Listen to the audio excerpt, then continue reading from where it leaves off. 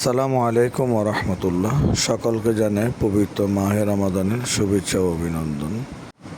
আজ প্রথম রোজা আমাদের ছাত্রদের জন্য, হাফেজে কোরআনদের জন্য, আমাদের প্রাণপ্রিয় শ্রদ্ধেয় বড় ভাই জনাব মোহাম্মদ শুভ ভাই, উনি আমাদের কোরআনের পাখিদের জন্য, হাফেজে কোরআনদের জন্য রাতের খাবারের আয়োজন করেছে।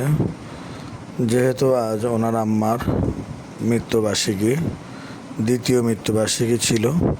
প্রথম মৃত্যুবার্ষিকীও আমাদের এখানে বাচ্চাদের জন্য মেজবানি, চনার ডাল এবং সাদা ভাতের আয়োজন করেছে।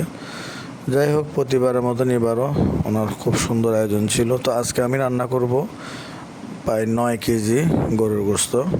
দেখতে পাচ্ছেন গরুর গোস্ত খুব সুন্দর, একদম তাজা গরু। শুভ ভাই নিজেই পছন্দ করে কিনে দিয়েছে। এবার মেজবানি স্টাইলে রান্না করব। যাই হোক, যা যা কিছু দরকার আমি আগের থেকে সব রেডি করে রেখেছি। তো ধাপে ধাপে সবগুলো দিয়ে মশলাটা কষাইছি। এখন টমেটো দিয়েছি, চদের কাজ করবে। যাই হোক, এরপরে গোস্তগুলো আমি মশলা কষানোর পর গোস্তগুলো দিয়ে দিয়েছি। আলহামদুলিল্লাহ, আল্লাহ পাক শুভ ভাইয়ের আম্মাকে জান্নাতবাসী করুক।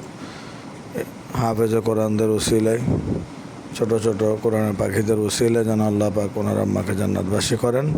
ওনার আম্মার জন্য মন থেকে দোয়া রইল।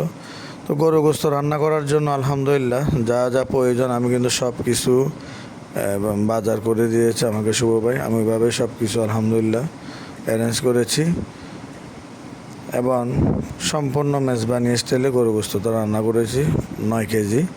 সাথে ছিল চনার ডাল। বসে চনার ডালের ভিডিওর শেষে আছে।